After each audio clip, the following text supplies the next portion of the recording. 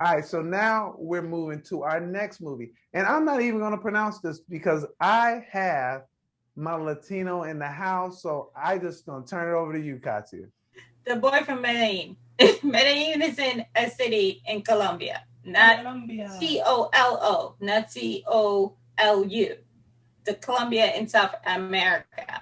And it's about J Balvin. It's about the year he's on tour. It's about his homecoming concert. And he's coming home to Colombia at a time where the country is exploding with there are protests daily where they are speaking up against the government. And if it's Latin America, pick a theme.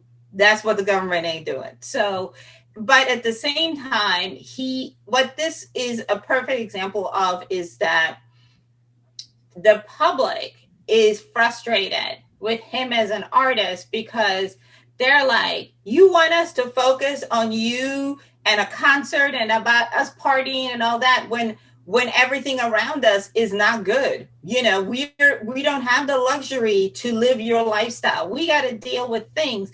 And although you are from here, you are disconnected from here because you live in Miami. You're not here in the everyday to day. You just flying in for this week, do your little concert, and you're flying out. And it also shows a little bit the disconnect that once you become famous and there's no one around. This is my problem with celebrities, point blank, period.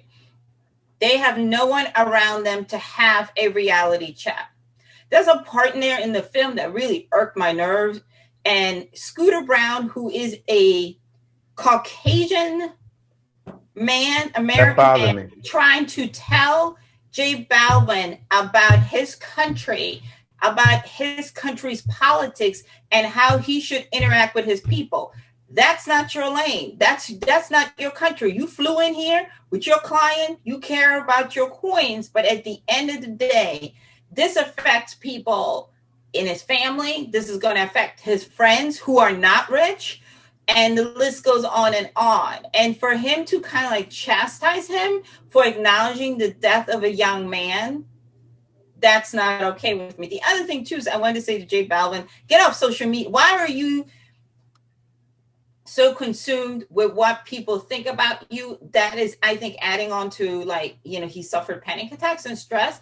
There is something with certain celebrities. It's kind of like, you know, at some point your parents sit you down when you're trying to be popular in high school. You know what I mean? They have to say, listen, no matter what you do, no matter what you say, no matter who you sit with and whatever, some people just ain't going to like you. So you better learn to live with that or you're going to have a really hard life. And again, this goes back to what I mean is that he has a lot of people who enable the foolery, but he don't got one friend to be like, bro. Because, you know, there's another scene, I want to give it away, and now I'll let you guys jump in, where he's at the gym, which, number one, I don't understand why you're a celebrity, you number one person famous next to Shakira, and you go to a gym and you expect to be able to work out in peace. I don't understand how that logic fits, but the guy, there was another artist that is challenging J Balvin, right? And the guy calls him a loser. And I'm like, that's what I mean. The enabling. What the guy was saying was legitimately correct. Maybe his way of going about it was not the best, but what he was saying was legit. So there were a lot of red flags. And I was like, homie, I know why you stressed. all right, KB, come on in here. Yeah, so, you know, there are a lot of layers actually to this documentary, and clearly the majority of it really hinges on J Balvin understanding himself as Jose, like, and truly like stepping into being Jose.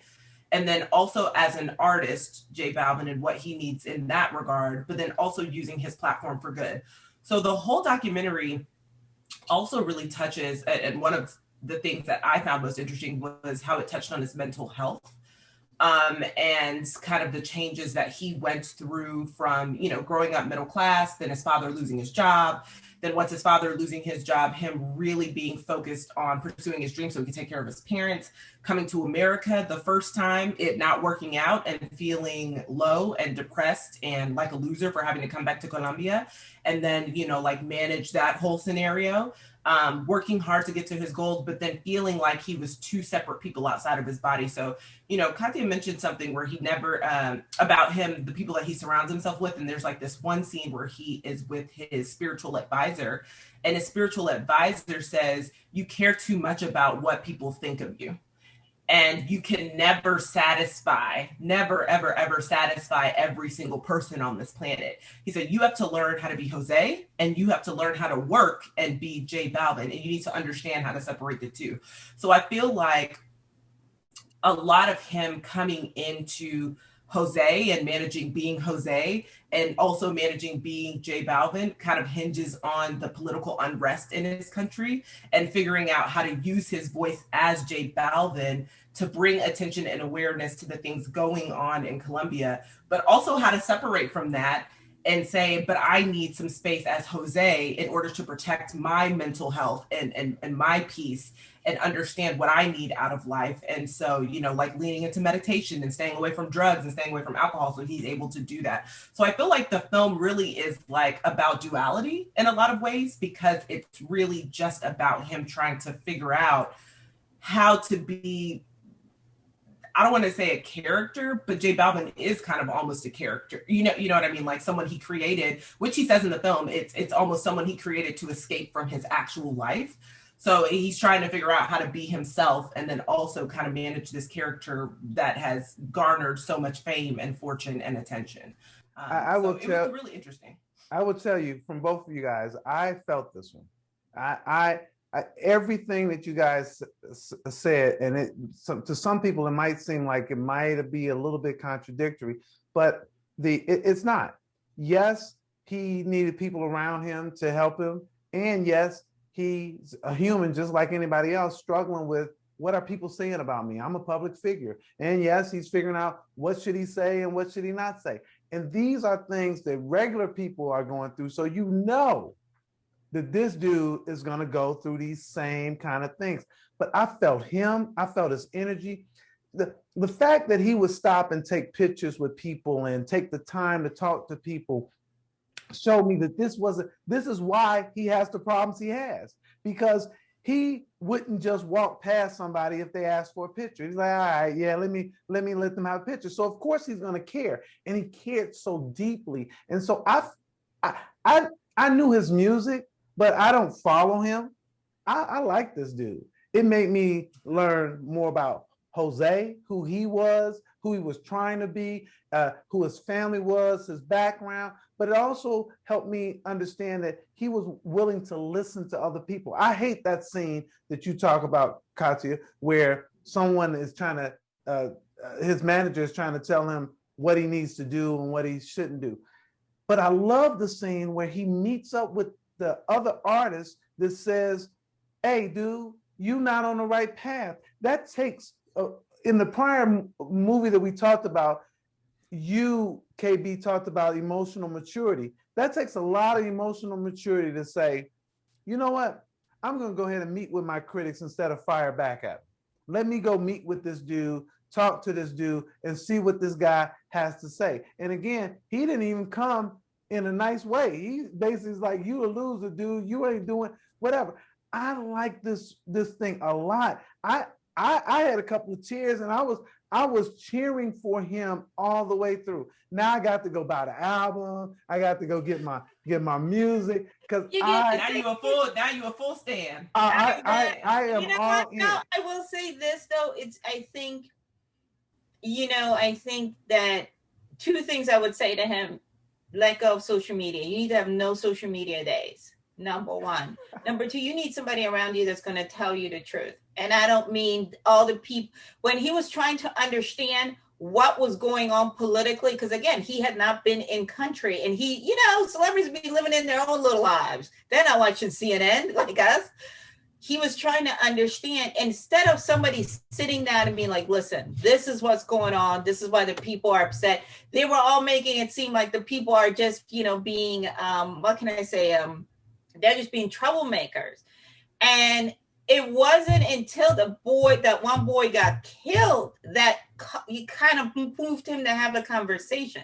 Again, I understand the homie who got upset, because he's in it. He's in the streets. He's seeing it. He probably knew the kid that got killed. So he is going to be more aggressive. Do you know what I mean? Again, do we agree with his delivery? No, but I understand why he's the way that he is.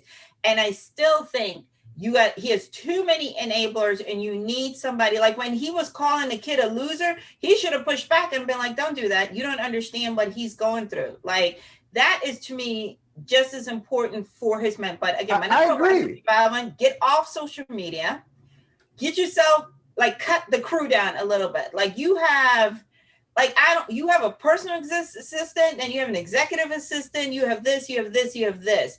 And that all of these people are like this, and then add Scooter Brown, who I have issues with on a whole nother level, but all these people are in his head. Yeah, you are going to have a panic attack because there's no one there to set boundaries. Nobody to say, smart, but he's smart. But he is smart, Katya. He is smart. He's a smart dude to say, you know what?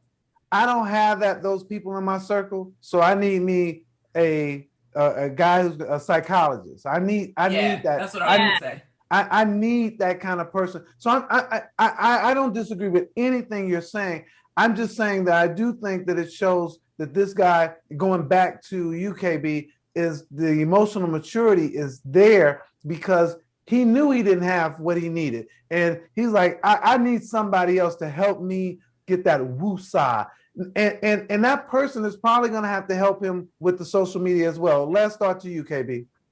Yeah, so I am definitely going to say it's a watch it. I mean, for me, and Katya just brought this up, I think it's important for people to see that it's a healthy thing to manage your mental health. And I love that J Balvin was not afraid to bring on doctors to understand more about, his anxiety, his depression, to really help him. So I love that. And, really, this is a film. Maybe it should be a cautionary tale. I don't know if it's a cautionary tale or a film of such, but basically it's about boundaries. So if you're watching it, maybe it's a good lesson in how to create healthy boundaries in your life and in your career, kind of keeping that personal and professional line separate at times so that you can have peace, you can have rest, you can understand where you want to be in life. So I definitely think it's a watch it. I think it's an important watch it. All right. So for me, it's a definite watch it. I'm in on it. Katya. Absolutely. The key All right. boundaries. Excellent.